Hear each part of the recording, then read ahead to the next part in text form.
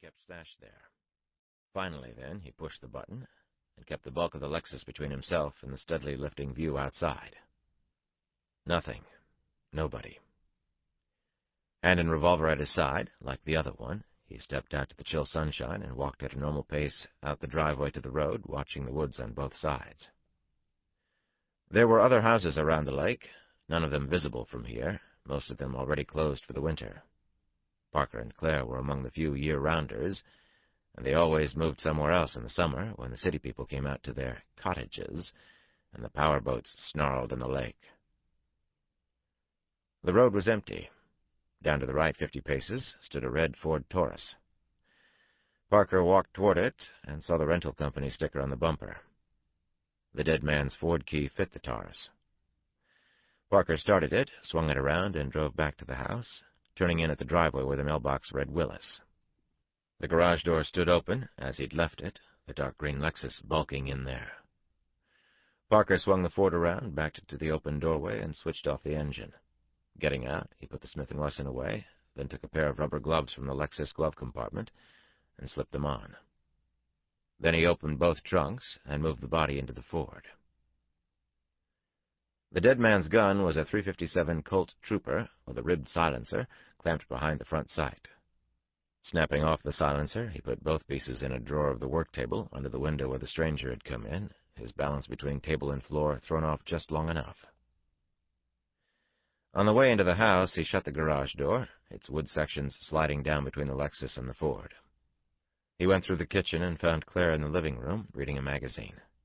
She looked up when he came in, and he said, "I'd like you to pick me up at the mobile station, 5 after 11. "Fine. Can we go somewhere for lunch?" "You pick it." "I will." "See you then." She didn't ask and wouldn't ask, not because he didn't want to tell her, but because she didn't want to know. Whatever happened out of her sight didn't happen.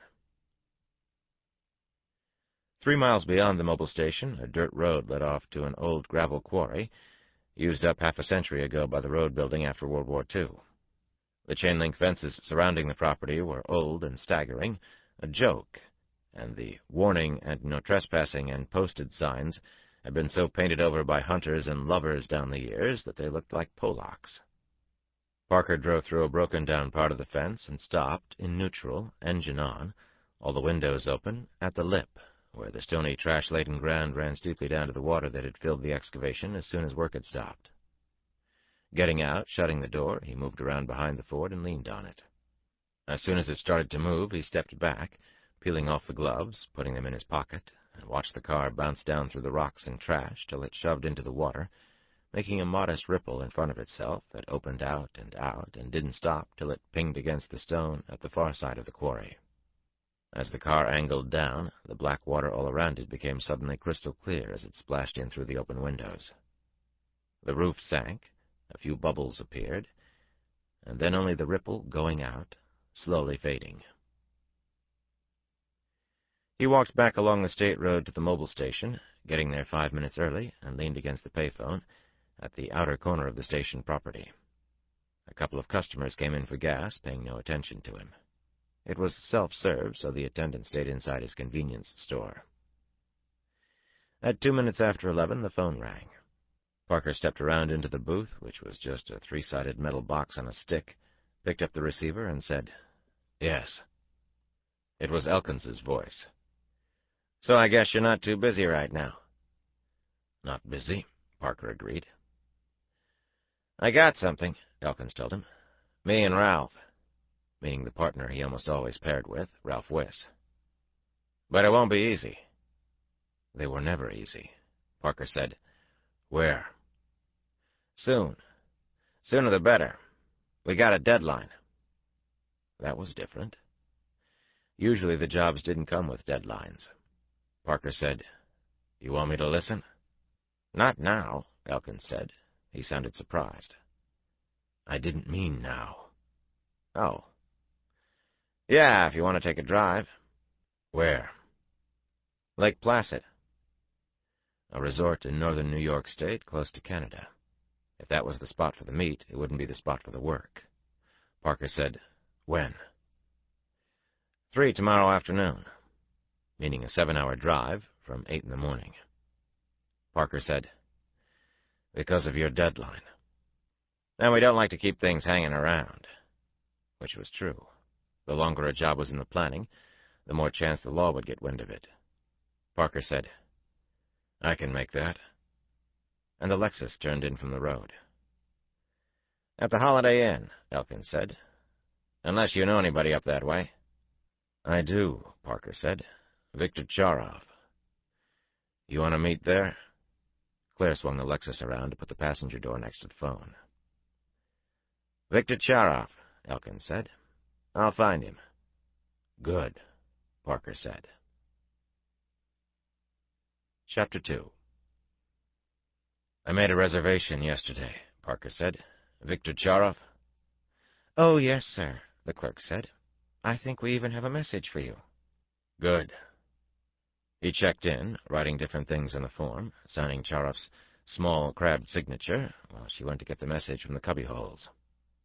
It was in a Holiday Inn envelope, with Victor Charov hand-printed on the front. While she ran Charov's credit card, he opened the envelope, opened the Holiday Inn stationery inside, and read 342.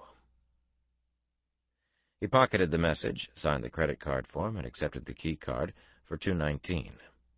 He left his bag in that room, then went down the hall to 243 and knocked on the door. He waited a minute, the hall empty, and then Frank Elkins opened it.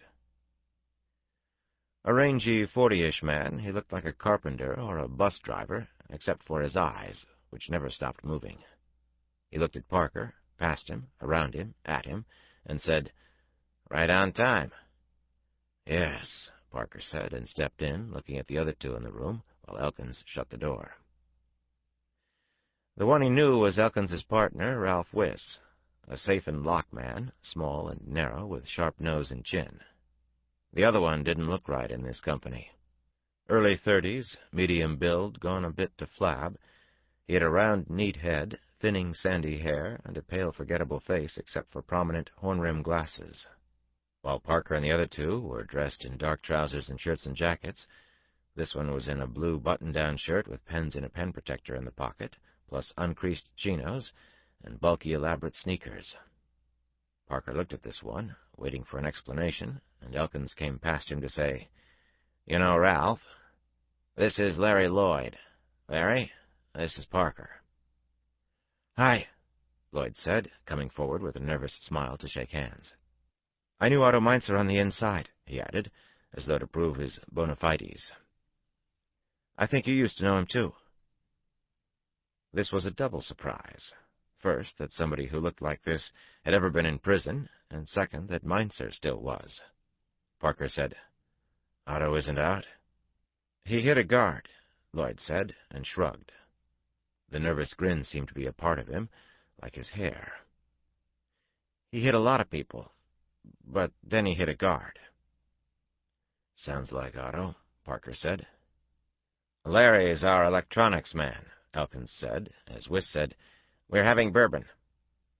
"Sure," Parker said, and turned to Elkins. "You need an electronics man?" "Let me tell you the story."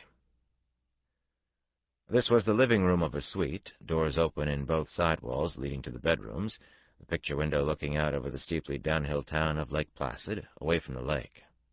Coming in, Parker had driven past the 2 ski jump towers left from the Olympics, and even without snow, the town out there had the look of a mountain winter resort, with touches of alpine architecture scattered among the American logos.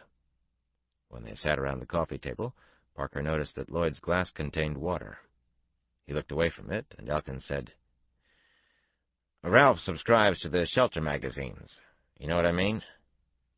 Parker nodded.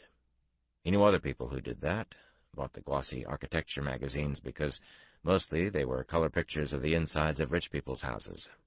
Here's the layout, here are the doors and windows, here's what's worth taking. Parker wasn't usually interested in looting living rooms, but would go to places like banks where the value was more concentrated. Still, he knew what the shelter magazines were for. "He found a house," he said. Wiss laughed. "I found the palace," he said, "Aladdin went to with his lamp."